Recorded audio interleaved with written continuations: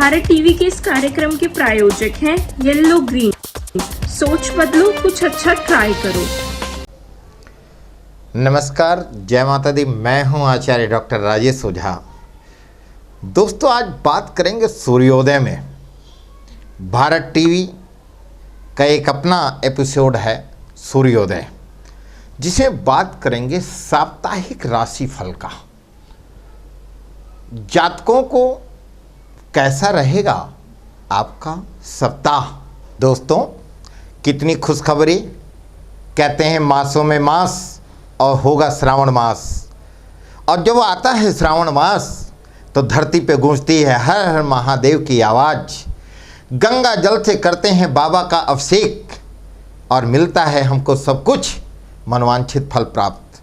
तो वर्तमान समय में श्रावण मास का आगमन हो रहा है और इस आगमन से संपूर्ण संसार में प्रसन्न चित्त आनंद का एक महायोग। कहते हैं सावन मास में यदि आप महामृत्युंजय का पाठ करते हैं, ओम नमः शिवाय का पाठ करते हैं, या रुद्राभिषेक पाठ करते हैं, या मृत संजीवनी मंत्र का करते हैं पाठ, तो मिलता है आपको हर तरह से लाभ। और वर्तमान समय में सोमवार से प्रारंभ हो रहा है श्रावण का मास। और दोस्तों, अब की बार मैं आपको बताता हूँ, वैश्विक महामारी के कारण से हम बाबा को यदि अपने घर पर पूजा करते हैं, या महामृत्युंजय का जाप करते हैं, या रुद्राभिषेक करते हैं, यदि भगवान का दर्शन भी करने जाते हैं तो हमें थोड़ा सा सावधान रहने की आवश्यकता है, क्योंकि वैश्विक महामारी भी है और इस महामारी में आपका जीवन बहुमूल्य है और आप आनंद की अनुभूति करेंगे। और इसी स्थिति में हम सब लोग यथाविधि से बाबा का अभिषेक करेंगे और अनेकों प्रकार के मनवांछित फल। जिन कन्याओं का पाणी ग्रहण नहीं होता है, श्रावण मास में कहते हैं यदि आप व्रत रखते हैं और खीर का एक समय भोजन करते हैं, बाबा को खीर का लगाते हैं भोग, तो आपके मनवांछित फल प्राप्त होते हैं। और इसलिए श्रावण मास में आप सभी भक्तों का बहुत बहुत हार्दिक अभिनंदन करता हूं और सूर्योदय में आप सभी का स्वागत करता हूं। और आज हम बात करेंगे और आने वाले भी समय में बात करेंगे सूर्योदय पे। तो हम चर्चा करते हैं राशियों की, और 12 राशियों पे किस प्रकार से रहेगा आपका सप्ताह। आज हम बात करेंगे कि मेष राशि, और मेष का स्वामी होते हैं मंगल।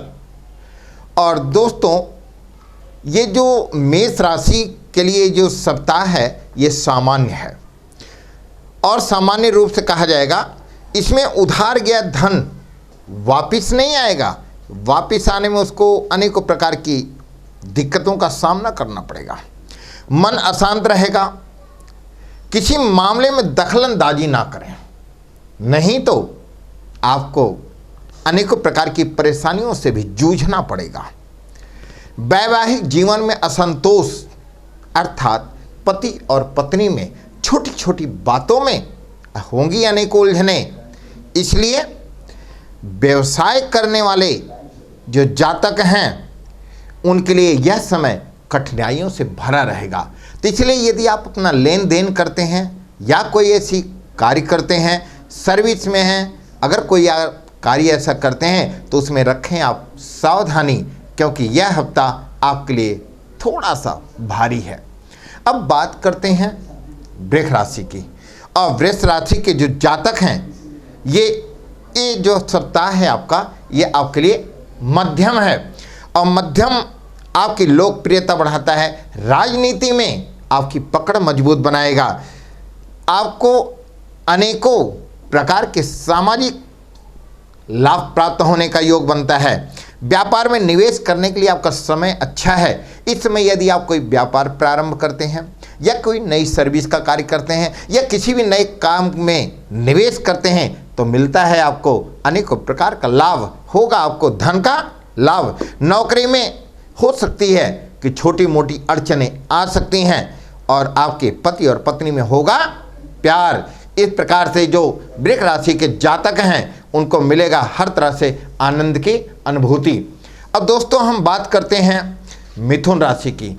आप जानते हैं ना, वर्तमान में मिथुन के जो स्वामी हैं बुध हैं। अब बुध प्रकृति के कारक हैं, और प्रकृति के जब कारक हों तो आप जानते हैं ना प्रकृति का क्या स्वरूप होगा, कैसे होंगे। इसलिए जातकों के लिए सामान्य नहीं रहेगा। थोड़ा अपने स्वास्थ्य पर ध्यान देंगे आपको मानसिक तनाव का भी चिंतन का विषय बनता है। व्यवसाय में नुकसान, जीवन साथी के स्वास्थ्य को लेकर बार बार डॉक्टरों के पास जाना पड़ेगा। हो सकता है आपके शरीर में अनेकों प्रकार के व्याधियों का भी योग बनता है। इसलिए आप इस सप्ताह में थोड़ा सा अपने स्वास्थ्य पर विशेष ध्यान दें और अपने आमदनी और खर्चे पर भी रखें थोड़ा सा ख्याल। अब हम बात करते हैं सूर्योदय में।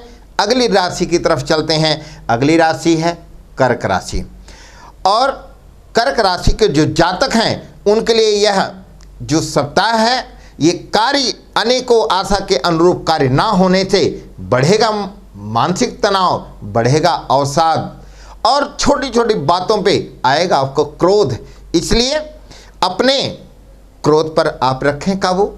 रुके हुए कार्य इस अवधि में कठिनाइयों के साथ पूर्ण होगा, परंतु चिंता ना करें। व्यवसाय का अच्छा समय है, इसमें यदि आप व्यवसाय करते हैं तो आपको मिलेगा लाभ। परंतु दोस्तों, अब की बार का जो चंद्र ग्रहण है, उपछाया चंद्र ग्रहण, जो भारत में दिखाई नहीं देगा परंतु धनु राशि में पूर्वाखाड़ा नक्षत्र में पड़ रहा है। इसलिए जब चंद्रमा कष्टित होगा तो आप जानते ना कर्क राशि के स्वामी चंद्रमा, और जब चंद्रमा पीड़ित होगा तो क्या हाल होगा। परंतु कर्क राशि के भावनात्मक दृष्टियों को देगा लाभ। यहाँ पर कर्क राशि को मिलने वाला है कुछ ऐसा शुभ समाचार जिससे आपका मन होगा प्रसन्न और आपका स्वास्थ्य भी आनंद की अनुभूति करेगा। अब हम बात करते हैं सूर्योदय में ही अगली राशि सिंह राशि, और सिंह राशि के जातकों के लिए ये हफ्ता कैसा होगा चर्चा करते हैं इसके ऊपर। इसमें धर्म की तरफ आपकी रुचि बढ़ेगी। भगवान शिव की करें उपासना, महामृत्युंजय का करें जाप, और आपका जो ध्यान है वो होगा आकृष्ट, और अनेकों प्रकार से संतान की ओर से सुखद, पुत्र की तरफ से पुत्री की तरफ से आपका होगा मन प्रसन्न। परंतु आपकी जो अर्धांगिनी होंगी, घर की गृहिणी होंगी, उनके पैरों में दर्द बनने का प्रबल योग। सिंह राशि वाले अपने शारीरिक पीड़ाओं से भी ग्रसित हो सकते हैं, और कोर्ट कचहरी के मामले का संकेत मिल रहा है। इसलिए आप किसी से न करें विवाद। यह हफ्ता आपके लिए शुभ रहेगा। अब हम बात करते हैं अगली राशि की कन्या राशि।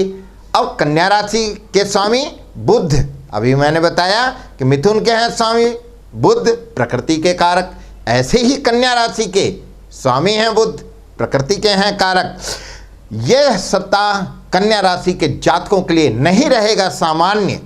अब बात करते हैं कि जो आपकी भावी माताएं हैं, घर में जो माता और पिता हैं, यदि आप उनका सम्मान करते हैं तो मिलेगा आपको लाभ, नहीं तो उनके स्वास्थ्य को लेकर के आपको चिंता का विषय बनेगा, और आर्थिक तौर पर आपको अनेकों कठिनाइयों का सामना करना पड़ेगा। गुप्त शत्रु मानसिक तनाव देंगे, और सर्विस नौकरी पेशा करने वाले जो जातक हैं उनके जो सहयोगी होंगे उनको नीचा दिखाने का योग करेंगे। इसलिए आप रहें सावधान। कन्या राशि के जातक भगवान शिव की करें उपासना या गणेश की करें उपासना। व्यवसाय से जीवन का आपके दोस्तों से मिलेगा आपका सहयोग, इसलिए आप गणेश की करें उपासना। अब हम बात करते हैं तुला राशि की, और तुला राशि जो है इस प्रकार से अब की बार तुला राशि जो चंद्र ग्रहण है ये भी आपको गुप्त शत्रुओं से करेगा सावधान। गुप्त शत्रु आपकी छवि बिगाड़ने की करेंगे कोशिश, परंतु इस सप्ताह में महादेव की कृपा से आपको बहुत ही शुभ अवसर मिलेगा, और दौड़ भाग तो होगा परंतु परिश्रम का फल मीठा होगा। किसी कार्य को करने में विलंब ना करें, क्योंकि महादेव की कृपा है। और तुला राशि के जातक अपना निर्णय लेने में अनेकों प्रकार की असुविधाओं का भी होगा संकेत। इसलिए कोई भी निर्णय लेने से पहले अपने मन को एकाग्रचित्त करें। इसलिए इस समय आप अपने में धनिष्ठता बनाएं, व्यय पर अपने करें काबू, क्योंकि तुला राशि वालों के लिए इस समय खर्चे का समय है और आपका व्यय बढ़ेगा और व्यय को लेकर होंगे आप चिंतित। चिंता न करें, करें आप हनुमान जी की उपासना, महालक्ष्मी की उपासना, होगा सप्ताह में आपको आनंद की अनुभूति। अब हम बात करते हैं अगली राशि की, और अगली राशि क्या है? वृश्चिक राशि। और वृश्चिक के स्वामी मंगल, आप जानते हैं ना, मंगल मचाता है दंगल। और अब की बार ग्रहण के बाद 21 जून 2020 का जो सूर्य ग्रहण था, मंगल मीन राशि में जल तत्व में था और उसका जो प्रभाव होता है दोस्तों, वो आपकी राशि वृश्चिक राशि के लिए किसी व्यक्ति विशेष के प्रति आपका लगाव बहुत अत्यंत होगा। इतना अत्यधिक लगाव होगा कि उस लगाव से यदि आपका लगाव टूट गया तो आप उसको बर्दाश्त नहीं कर सकते। परंतु राजनीति में मिलेगा आपका एक नया मोड़, राजनीति में उच्च पद प्रतिष्ठा उन्नति मिलेगा। और इसी प्रकार से हम पुनः आगे बढ़ते हैं। व्यापारी यदि नए करते हैं व्यापार तो उनको मिलेगा धन का लाभ। और अपने बीपी पर कंट्रोल रखें, अपनी वाणी पर कंट्रोल रखें और अपने स्वास्थ्य का रखें ख्याल। इसलिए ये सप्ताह आपको अपने स्वास्थ्य पर विशेष देने की बात है। अब हम बात करते हैं सूर्योदय में ही अगली राशि है धनु राशि, और धनु राशि के स्वामी हैं गुरु। आप जानते हैं ना, गुरुदेव की जब कृपा हो जाए तो फिर कहना क्या। अब यदि आप ऑफिस में कार्यों में यदि सावधानी आपने नहीं बरता तो आपको लग सकता है लांछन। इसलिए आप यदि साइन करते हैं या अपने ऑफिस में रहते हैं या अपने मैनेजमेंट सिस्टम में रहते हैं तो आप अपने हस्ताक्षर को किसी कागज पर करते हैं तो रखें विशेष ध्यान। इसलिए धैर्य से काम लेना है। इस सप्ताह में आपको अपने व्यापार में, सर्विस में या परिवार में किसी भी प्रकार से धैर्य को नहीं खोना है और बड़ा लेन देन करने से पहले सोचना है, नहीं तो आपका जो मामला है वो कोर्ट की तरफ संकेत करता है और आपको अनेकों उलझनों की तरफ लेके जाता है और स्वास्थ्य से चिंतन का विषय बनता है। इसलिए धनु राशि के जातक अपने स्वास्थ्य पर रखें विशेष ध्यान। अब हम बात करते हैं मकर राशि का। मकर के स्वामी शनि हैं और अचानक खबर मिलने से कैसा होगा, खुशहाल बढ़ेगा, आपका दिल आनंद होगा, प्रफुल्ल चित्त होगा और आमदनी के लिहाजा से ये समय अच्छा रहने वाला है। कहीं से आपको गोपनीय धन भी मिलने का संकेत बनता है और यदि आपने किसी को उधार धन दिया है तो भी धन मिलने का इस सप्ताह में संकेत बनता है। व्यापार में उठापटक का योग और नौकरी के प्रयास करने वाले जातकों को नौकरी में शीघ्र मिलने वाला है योग।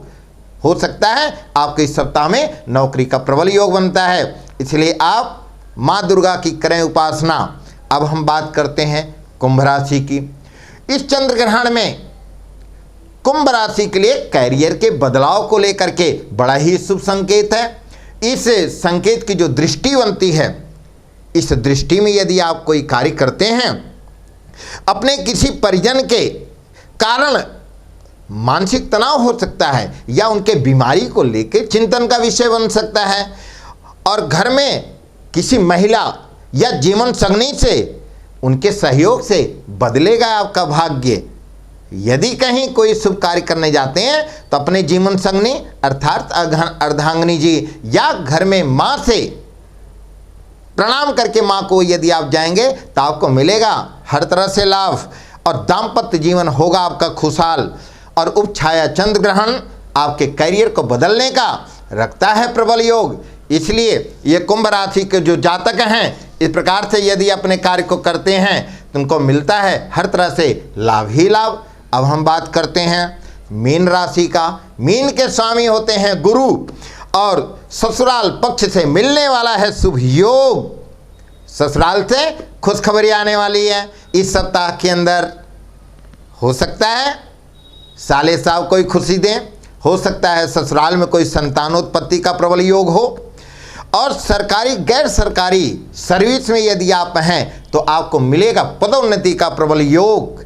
ऐसे मीन राशि के जो जातक हैं, आमदनी के अच्छे हैं स्रोत। आप यदि व्यापारी हैं, व्यापार में होगा आपको लाभ। सर्विस में हैं तो दोस्तों से मिलेगा। आपका बॉस आपका प्रमोशन का प्रबल योग देता है, परंतु अपने सेहत में थोड़ा विशेष ध्यान रखें। अपने सेहत का ध्यान रखना आपको जरूरी है। इन्हीं सारे लोगों के साथ, इन्हीं सारी राशियों के साथ दोस्तों हम आपको फिर मिलेंगे अगले सप्ताह। अब हम आपसे विदा लेते हैं और आपको अभिनंदन करते हैं आपका सूर्योदय में। हम पुनः फिर आपसे मिलेंगे। चलते हैं। जय माता दी, जय माता दी, जय माता दी।